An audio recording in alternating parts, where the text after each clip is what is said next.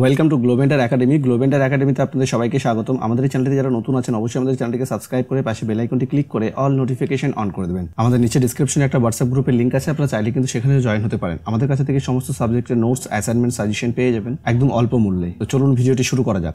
So আমরা গুগলে গিয়ে প্রথমে লিখব Nsou CE BDP। সো এই লিঙ্কে আমরা ক্লিক করব প্রথমে। এরপরে দেখুন এরকম একটা ইন্টারফেস দেখাবে, এখানে ক্যান্ডিডেট আর ইউনিভার্সিটি, এখানে আমরা ক্যান্ডিডেট সিলেক্ট করব। এখানে দেখুন click here to download BDP UGDP the assignment submission slip for the term in examination December 2022 and June 2023. So এই লিঙ্কে আমরা ক্লিক করব। এখানে আপনার ইনরোলমেন্ট নাম্বারটি দেবেন।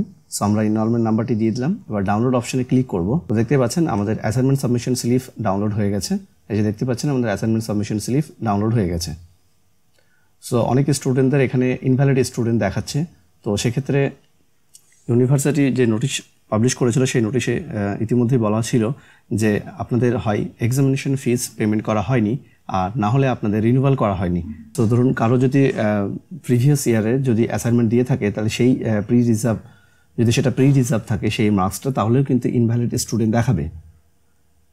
এবং যদি তার রিনিউয়াল না করা থাকে, যদি তার এক্সামিনেশন ফিস না দেওয়া থাকে, এইসব কারণগুলোর জন্য ইনভ্যালিড স্টুডেন্ট দেখাতে পারে। তো আপনি সেটা দেখে নেবেন। আপনার যদি কোনো ধরনের প্রবলেম থাকে, মানে কোনো ধরনের যদি আপনি এগুলো মিস করে থাকেন, তাহলে কিন্তু আপনি অ্যাসাইনমেন্ট সাবমিশন করতে পারবেন না বা ফাইনাল এক্সামও কিন্তু দিতে পারবেন না।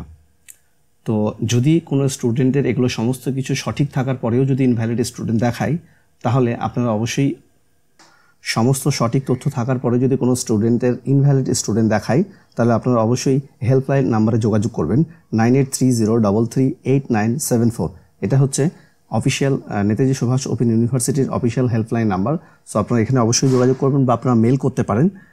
আর এরকম অনেক স্টুডেন্ট আমার পরিচিত আছে যারা সঠিক সমস্ত কিছু সঠিক থাকার পরেও কিন্তু তাদের ইনভ্যালিড স্টুডেন্ট দেখিয়েছিল। তো আমরা পরবর্তীকালে মেল করে সেই সমস্যার সমাধান দু একদিন পরে আমরা এনরোলমেন্ট সার্টিফিকেট বা আমাদের যে অ্যাসাইনমেন্ট সাবমিশন স্লিপ কিন্তু আমরা ডাউনলোড করতে পেরেছিলাম। তো যদি কোনো স্টুডেন্টদের সমস্ত কিছু সঠিক থাকার পরেও ইনভ্যালিড স্টুডেন্ট দেখায়, তাহলে আপনারা অবশ্যই ফোন করবেন ইউনিভার্সিটিতে বা মেল করবেন। তারপরে আপনারা ওয়েট করবেন, আপনাদের দু একদিন পরে হয়তো আপনারা ডাউনলোড করতে পারবেন। ধন্যবাদ, সবাই ভালো থাকবেন। আমাদের নিচে একটা হোয়াটসঅ্যাপ গ্রুপের লিঙ্ক আছে, আপনারা অবশ্যই কিন্তু সেই হোয়াটসঅ্যাপ গ্রুপে জয়েন হবেন। ধন্যবাদ, সবাই ভালো থাকবেন।